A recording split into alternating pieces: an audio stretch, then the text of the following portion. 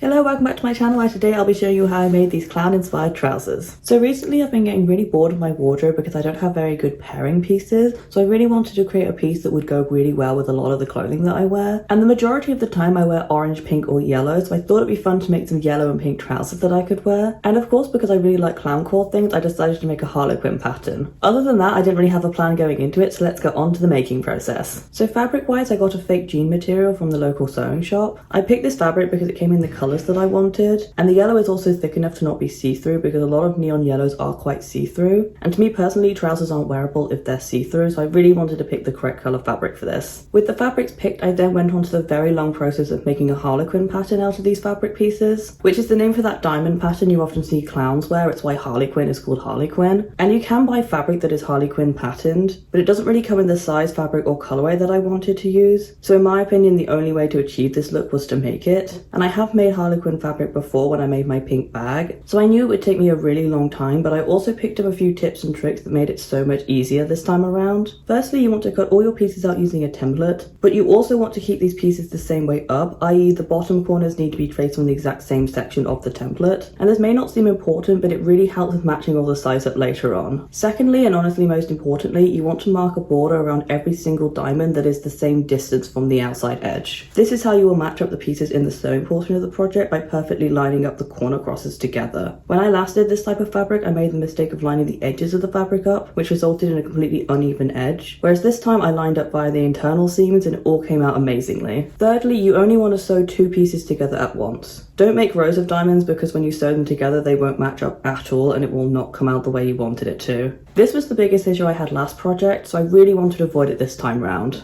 This way definitely feels less efficient and feels like it takes much longer, but it will definitely give you a better result that people probably won't even believe you sewed because of how nicely it lines up. I wore these to my work Christmas party and my managers were amazed that I sewed the fabric. The trousers not so much because they know I sew things, but the fabric itself everyone was really impressed with, which I haven't really had for most of my sewing projects. Everyone just kind of looks at them and goes, oh that's cool, and then moves on. So it's nice to have a piece that everyone actually sees the effort that went into it. The effort this took brings me perfectly onto my fourth point, which is to make the diamonds bigger. Trust me, if you're making anything bigger than a little bag, you want to make the diamonds as big as you can while keeping them in proportion. By that I mean the bigger the item, the bigger the diamonds. I almost made the diamonds half the size for this project and I'm so glad I didn't because I definitely would have given up on it because it would have just taken too long and got too complicated. With the fabric all made, I then went on to cutting out my pieces for the trousers, which at this point was only two as I didn't want to have a side seam in these because I really wanted the harlequin print to go all the way around the leg and not be cut to pieces on the side because I knew I wouldn't be very good at matching up the seams if I did that, so this is a much easier way of getting a nice clean side.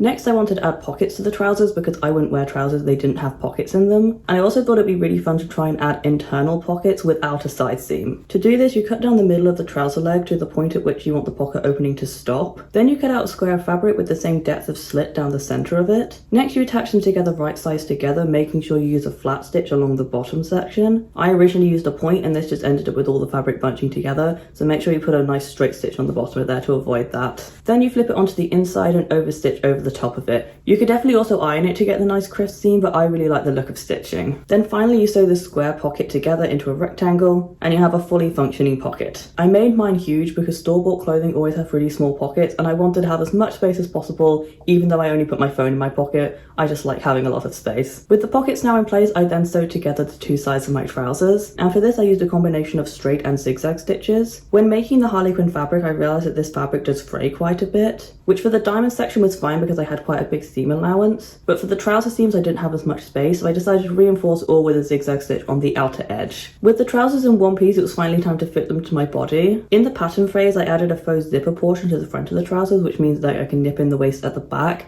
and give it more shape without making them more difficult to put on. So I added 4 darts along the back, all of which are 4 centimeters wide and 10 centimeters long. I really like the look of darts across the back of trousers. I feel like they just make them look more professional. Next I made the waistband. To do this I cut out 4 long strips of the pink fabric, sewed up the bottom seam allowance to make them easier to attach to the trousers later on, and then sewed the top edge together to create a waistband that fully encompasses itself. I feel like I described that in a very confusing way. I'm really hoping the visuals help me out with this video because I'm realizing that I'm not very good at describing sewing things because I don't really know what I'm doing, kind of just making things up as I go along. They always seem to vaguely work out in the end. To make the trousers fit better, I decided to add elastic along the back side of the waistband, and when I originally did this I only elasticated the section between the darts. However, I did add more across the entire it back because I was wearing them for a few days and I realized that they weren't fitting as well as I wanted them to. And I also wanted to wear them a little bit more high-waisted, so I needed a little bit of a tighter fit. And if I ever wanted to wear them lower again, I could just take out that elastic very easily by unpicking the same seams I just made.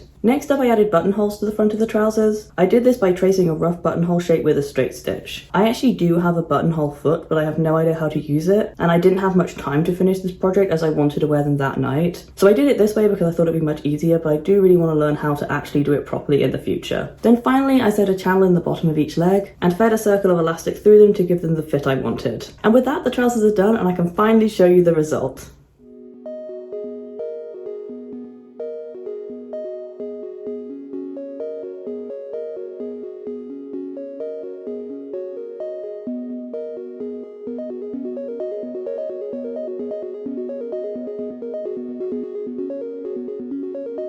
So overall, I'm really happy with these. I feel like the harlequin pattern really came out really well and really neat. It looks really professionally done, which is exactly what I wanted to go for this. There are definitely things I would change if I was going to do them again. I really like the idea of having the darts in the back, but you kind of hide them with all the elastic. So I wish I had just made the waistband a little bit smaller instead, but I can always fix that later on because it's a really easy fix to do. On the front, I'm also having issues with gapping because obviously there's no zip here. You just have like a big gap that kind of comes open when you wear them, kind of like how a pocket does when you wear it. So my plan is to add another button just here and just here to give it a better, sleeker fit on the front. But other than that, I am super happy with these and I feel like I'm going to wear them all the time because they are the colours that I really reach for. I also picked a much better quality fabric than I normally do, which means they have less wear and tear to them and they also don't crinkle as much as some of the other fabrics I use. So that also makes them really wearable to me because I don't iron my clothes. I just find it incredibly annoying to do. So having a piece that I don't have to iron that looks this cool is great. But yeah, that is it for this video. If you did enjoy it, please give it a like down below, comment what else you'd like me to do, and subscribe as I post a new video every single week, and I'd love to see you again. But until then, bye!